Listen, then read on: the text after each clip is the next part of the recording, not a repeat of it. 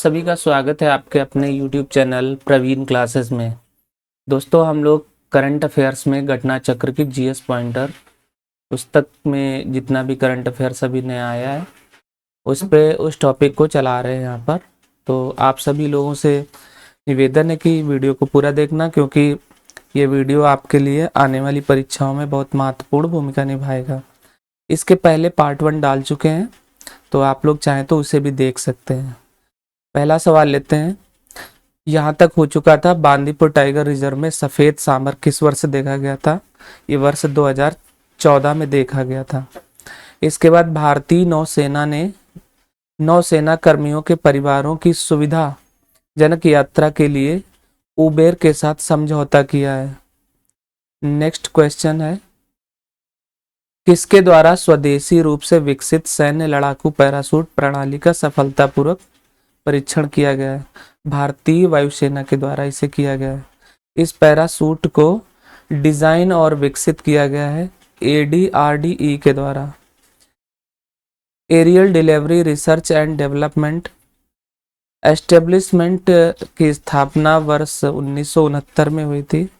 ADRDE का full form यही है, aerial delivery research and development establishment, और इसकी स्थापना होती है 1969 में। इसका मुख्यालय आगरा में स्थित है। यह रक्षा अनुसंधान और विकास संगठन की एक प्रयोगशाला है। डेटा संचालित नवाचार को बढ़ावा देने के लिए नाबार्ड ने UNDP इंडिया के साथ समझौते पर हस्ताक्षर किए हैं। आयुष्मान भवा अभियान का उद्घाटन कहाँ से किया गया? तो ये राजभवन गांधीनगर से किया गया है, वर्चुअल रूप में। इसे राष्ट्रपति द्रौपदी मुर्मू द्वारा लॉन्च किया गया है।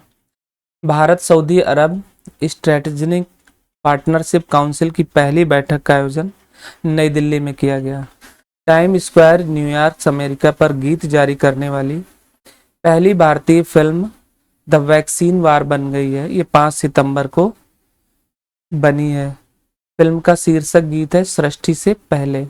इस फिल्म के निर्देशक हैं विवेक अग्निहोत्री जी। भारत के पहले पोर्टेबल आपदा राहत अस्पताल का नाम आरोग्य मैत्री क्यूब रखा गया है, और इस अस्पताल का निर्माण प्रोजेक्ट भीष्म के तहत किया जा रहा है। किस देश के नौसेना के प्रतिनिधि मंडल ने युद्धपोत डिजाइन ब्यूरो नई दिल्ली का दौरा किया है? ये 4 से 5 सितंबर 2023 के दौरान थाईलैंड के रॉयल थाईलैंड नेवी के प्रतिनिधि मंडल ने दौरा किया था। विमानन क्षेत्र को और मजबूत करने के लिए भारतीय रेलवे ने गति शक्ति विश्वविद्यालय ने किसके साथ समझौता किया? एयरबस के साथ किया है। गति शक्ति विश्वविद्यालय वडोदरा गुजरात में स्थित है। भारतीय वायुसेना द्वारा वार्षिक सैन्य अभ्यास का आयोजन त्रिशूल नाम से किया गया। यह अभ्यास चीन तथा पाकिस्तान के सीमावर्ती इलाकों में किया गया है।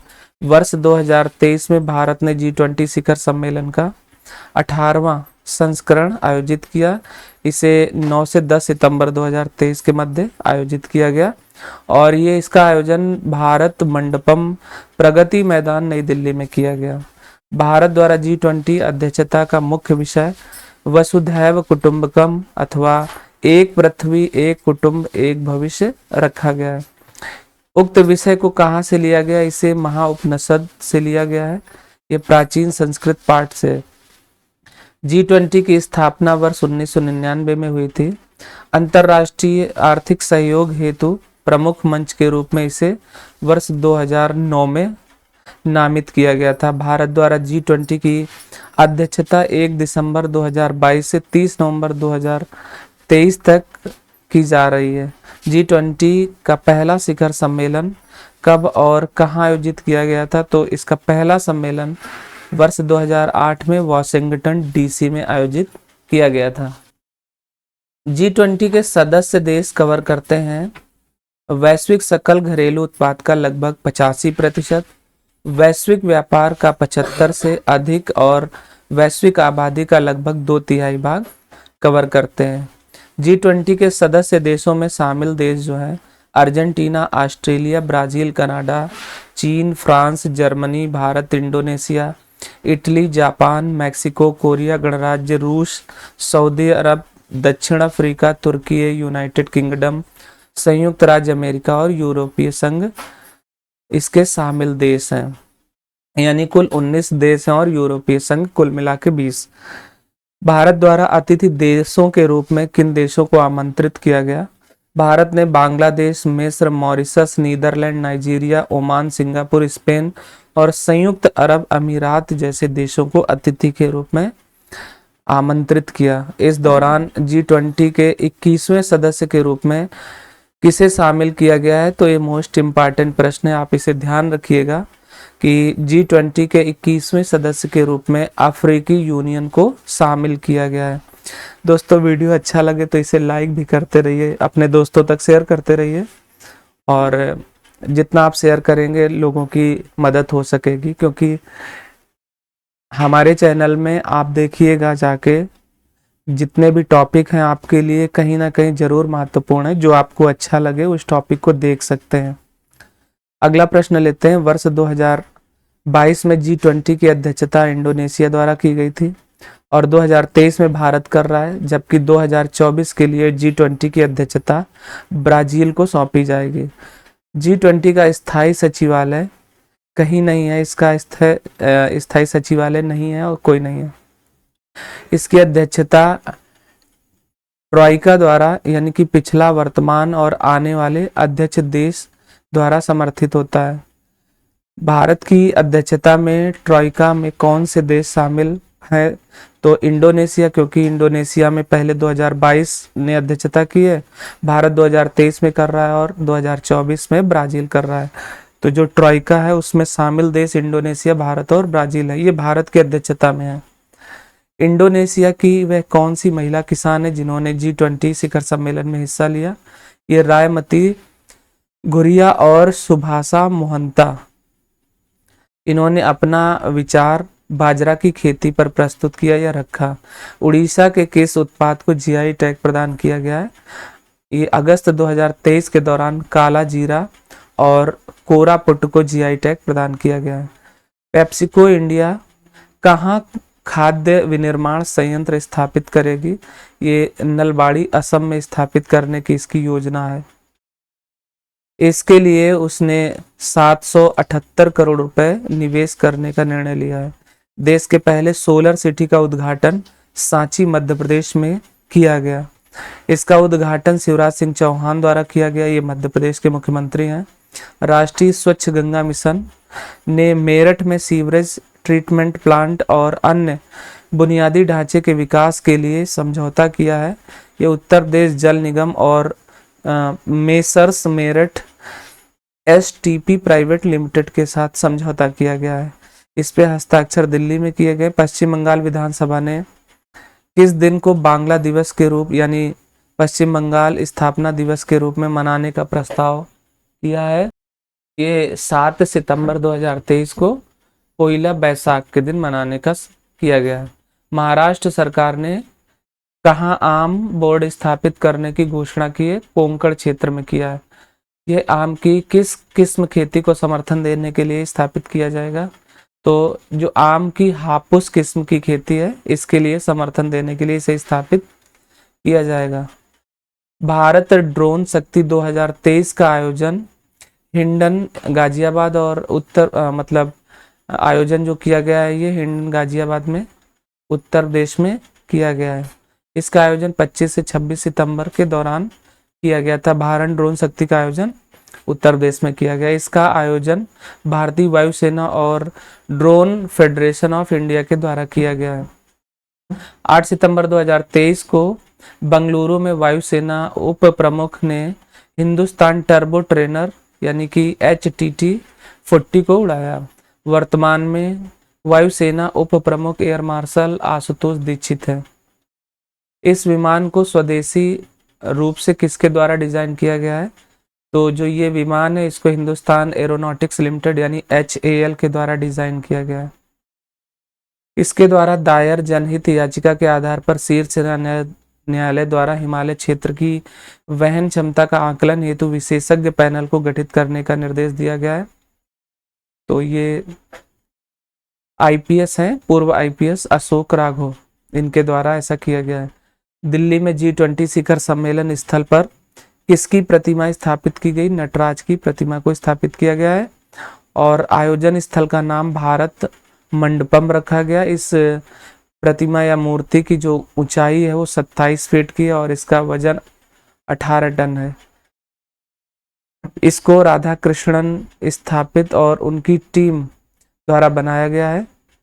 G20 पर्यटन और SDG डैशबोर्ड का निर्माण पर्यटन मंत्रालय भारत सरकार द्वारा किया गया है। इसका अनावरण जी किशन रेड्डी पर्यटन और संस्कृति और पूर्वोत्तर क्षेत्र के विकास मंत्री के द्वारा किया गया है।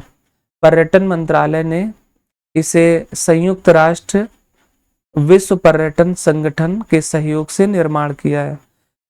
जम्मू विश्वविद्यालय में अपनी तरह के पहले सामुदायिक रेडियो का उद्घाटन ये 5 सितंबर 2023 को मनोज सिन्हा द्वारा, ये वहाँ के उपराज्यपाल हैं, इनके द्वारा किया गया है। पंचायती राज मंत्रालय द्वारा 2 दिवसीय राष्ट्रीय हितधारक परामर्शदात्री कार्यशाला का आयोजन राष्ट्रीय ग्रामीण विकास और पंचायती राज संस्थान का आयोजन किया गया है, मतलब इनके द्वारा किया गया। राष्ट्रीय ग्रामीण विकास और पंचायती राज संस्थान हैदराबाद में स्थित है। तो जो आयोजन है पंचायती राज मंत्रालय द्वारा 2 दिवसीय राष्ट्रीय हितधारक परामर्शदात्री कार्यशाला का आयोजन हैदराबाद में किया गया और जो संस्थान है वो राष्ट्रीय ग्रामीण विकास और पंचायती राज संस्थान है, यहाँ पर किया गया है। पहले WHO पारंपरिक चिकित्सा वैश्विक शिखर सम्मेलन 2023 के परिणाम को रेखांकित करने के लिए गुजरात घोषणा पत्र को जारी किया गया है। इसको विश्व स्वास्थ्य संगठन WHO द्वारा गांधीनगर गुजरात से जारी किया गया है। राष्ट्रपिता महात्मा गांधी की 12 फीट ऊंची प्रतिमा और गांधी वाटिका का नई दिल्ली में अनावरण राष्ट्रपति द्रौपदी मुर्मू जी द्वारा किया गया। असम के सबसे लंबे फ्लाईओवर का उद्घाटन गुवाहाटी में किया गया। इस फ्लाईओवर का नाम नीलांचल रखा गया है। उत्तर प्रदेश सरकार ने मुख्यमंत्री कन्या सुमंगला योजना की राशि को बढ़ाकर 25,000 रुपए कर दिया है। यह वित्तीय वर्ष 2024-25 से प्रभावी होगी। पहले यह राशि 15,000 रुपए थी। इस योजना की शुरुआत वर्ष 2019 में की गई थी। कर्नाटक राज्य ने गृह लक्ष्मी योजना की शुरुआत की है। इस योजना के अंतर्गत परिवार की महिला मुखिया को 2,000 रुपए मासिक सहायता प्रदान की जाएगी। NCERT ने डीम्ड विश्वविद्यालय का दर्जा जो है NCERT को डीम्ड विश्वविद्यालय का दर्जा दे दिया गया है। NCERT का विस्तृत रूप होता है राष्ट्रीय शैक्षिक अनुसंधान और प्रशिक्षण परिषद। G20 थिंक नामक क्विज प्रतियोगिता का आयोजन किसके द्वारा किया गया? तो G20 सचिवालय भारतीय नौसैनिक और नौसेना कल्याण और कल्याण संघ द्वारा किया जाएगा। ये किया गया है 2 सितंबर 2023 को। G20 थिंक के कितने चक्र होंगे? इसमें 2 चक्र होंगे, एक राष्ट्रीय और एक अंतरराष्ट्रीय। इसके अंतरराष्ट्रीय चक्र का फाइनल 22 नवंबर 2023 को आयोजित किया जाएगा। ये नई दिल्ली में इंडिया गेट पर आयोजन होना है इसका। राष्ट्रीय चक्र का फाइनल 18 नवंबर को गेटवे ऑफ इंडिया मुंबई में किया जाएगा। पर्यावरण संरक्षण पर G20 अभियान का आयोजन 1 सितंबर 2023 को आइजोल मिजोरम में किया गया। केंद्र सरकार ने किस संस्थान का राष्ट्रीय शैक्षिक अनुसंधान और प्रशिक्षण परिषद में विलय करने की घोषणा की है? तो केंद्र सरकार ने बाल भवन का राष्ट्रीय शैक्षिक अनुसंधान और प्रशिक्षण परिषद में विलय करने का निर्णय लिया है। इसकी स्थापना वर्ष 1956 में की गई थी। एडॉप्ट हेरिटेज 2.0 प्रोग्राम किसके द्वारा प्रारंभ किया गया? ये 4 सितंबर 2023 को भारतीय पुरातत्व सर्वेक्षण के द्वारा शुरू किया गया था। इस कार्यक्रम का उद्देश्य स्मारकों के संरक्षण हेतु कारपोरेट हितधारक सहयोग को बढ़ाना है। इस प्रोग्राम का प्रथम संस्करण वर्ष 2017 में लॉन्च किया गया था। भारत में विरासत स्मारकों को प्रदर्शित करने के लिए इंडियन हेरिटेज नामक ऐप को लॉन्च किया गया है। इस स्मारकों पर फोटोग्राफी, फिल्मांकन और विकासात्मक परियोजनाओं की अनुमति प्राप्त करने के लिए ई परमिशन पोर्टल लॉन्च किया गया। भारत में एएसआई के संरक्षण में कुल लगभग 3696 स्मारक हैं। अंतर्राष्ट्रीय कपास सलाहकार समिति की 81वीं पूर्ण बैठक का आयोजन मुंबई महाराष्ट्र में किया गया। यह बैठक 2 से 5 दिसंबर 2023 में की जानी है। इस बैठक की theme cotton value chain local innovation for global prosperity होगी। भूतपूर्व सैनिकों के लिए रोजगार सृजन हेतु महानिदेशालय पुनर्वास ने जनपैक्ट इंडिया प्राइवेट लिमिटेड के साथ समझौता किया है। इस समझौते को नई दिल्ली में किया गया। हरियाणा के मुख्यमंत्री की घोषणा के अनुसार करनाल में कार मुक्त दिन प्रत्येक मंगलवार को होगा। ये 1 सितंबर 2023 से शुरुआत की जानी है या की गई है। राजस्थान का 5वां tiger reserve Dholpur Karauli tiger reserve बन गया है। टाइगर रिजर्व के रूप में इसे मंजूरी राष्ट्रीय बाघ संरक्षण प्राधिकरण ने दी है। राजस्थान के अन्य tiger reserve Ramgarh Vishdhari tiger reserve, Mukundra hills tiger reserve, Ranthambore tiger reserve और सरिस्का टाइगर रिजर्व है। इसके शामिल कर लेने से भारत में अब टाइगर रिजर्वों की संख्या 54 हो गई है। स्कूली शिक्षा के लिए राष्ट्रीय पाठ्यक्रम की रूपरेखा केंद्रीय शिक्षा मंत्री धर्मेंद्र प्रधान ने जारी की है। छात्रों की सुविधा हेतु बोर्ड परीक्षाएं वर्ष में 2 बार आयोजित करने का निर्णय लिया गया है। जम्मू और कश्मीर केंद्र शासित प्रदेश में ई उन्नत पोर्टल पर 913 ऑनलाइन नागरिक सेवाएं शुरू की गई हैं। 21 अगस्त 2023 को परवनार नदी के मार्ग को स्थायी रूप से बदलने का कार्य पूरा किया गया है। यह कार्य एनएलसी इंडिया लिमिटेड द्वारा किया गया है। इस नदी से मुख्यतः किस राज्य के लोगों को सिंचाई का लाभ होगा? तो इससे मुख्यतः तमिलनाडु को लाभ होना है। भारत में हंगुल यानी कश्मीरी बारहसिंगा की संख्या पिछले 2 दशकों में कितने प्रतिशत की वृद्धि दर्ज की गई है? तो ये आंकड़े 2022 में अभी अगस्त में जारी हुए, जिसके हिसाब से लगभग 50% की वृद्धि हंगुल में दर्ज की गई है। भारत में हंगुल जम्मू कश्मीर हिमाचल प्रदेश की ऊंची घाटियों में पाई जाती है। हंगुल के निवास के लिए मुख्य रूप से कौन सा राष्ट्रीय उद्यान प्रसिद्ध है? तो दाचीगाम राष्ट्रीय उद्यान जम्मू कश्मीर का ये हंगुल परियोजना के लिए बहुत ही प्रसिद्ध है और यहाँ पर ये पाई जाते हैं। एमडीओ मोड के तहत छत्तीसगढ़ की पहली विवृत खदान कहाँ स्थित है? ये रायगढ़ में स्थित है। एमडीओ का विस्तृत रूप होता है माइंड डेवलपर और ऑपरेटर। टेलीला 2.0 कहाँ लॉन्च किया गया? इसे नई दिल्ली में किया गया है। इसका उद्देश्य न्याय तक पहुंच सुनिश्चित करने के लिए टेलीला और न्याय बंधु सेवाओं को एकीकृत करना है। 24 अगस्त 2023 को सशस्त्र बलों की परिचालन क्षमताओं को बढ़ाने के लिए 7,800 करोड़ रुपए के प्रस्ताव को मंजूरी दी गई है।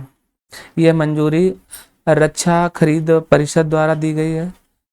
एनएचपीसी लिमिटेड ने किस राज्य में नवीकरणीय ऊर्जा तथा पम्प्ड हाइड्रो स्टोरेज परियोजना के कार्यान्वयन के लिए समझौते किए हैं? तो आंध्र प्रदेश के मध्य समझौता किया गया है।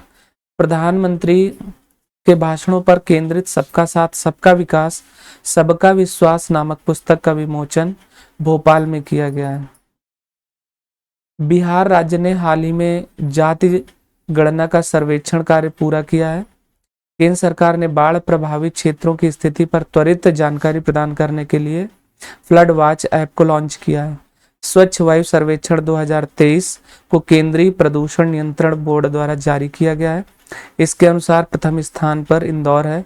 केंद्र सरकार ने रक्षा अनुसंधान एवं विकास संगठन डीआरडीओ के कामकाज की समीक्षा के लिए एक समिति का गठन किया है, जिसके अध्यक्ष प्रोफेसर के विजय राघवन होंगे। इस समिति में 9 सदस्य होंगे। FSSAI ने किस अल्कोहलिक पेय मानदंडों में संशोधन किया है? तो खाद्य सुरक्षा और मानक अल्कोहल पेय पदार्थ प्रथम संशोधन अधिनियम 2023 में किया गया है और यह नियम 1 मार्च 2024 से लागू होगा। हाल ही में सेंटर फॉर डेवलपमेंट ऑफ टेलीमेट्रिक्स यानी CDOT ने अपना कौन सा स्थापना दिवस मनाया है? 25 अगस्त को 40वां स्थापना दिवस मनाया है। CDOT की स्थापना अगस्त 1984 में की गई थी। उत्तर प्रदेश की सरकार ने कितने अटल आवासीय विद्यालय खोलने को मंजूरी दी है?